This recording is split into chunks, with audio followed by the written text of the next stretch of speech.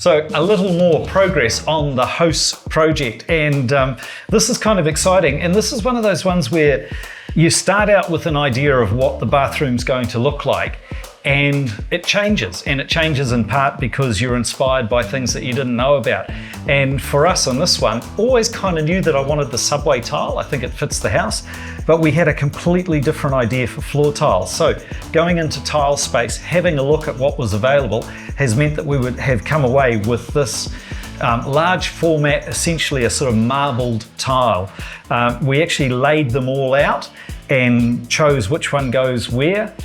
We've got the floors down, most of the walls down. Lee's got a tile up to about here, and then, well, we're ready to start fitting off the bathroom.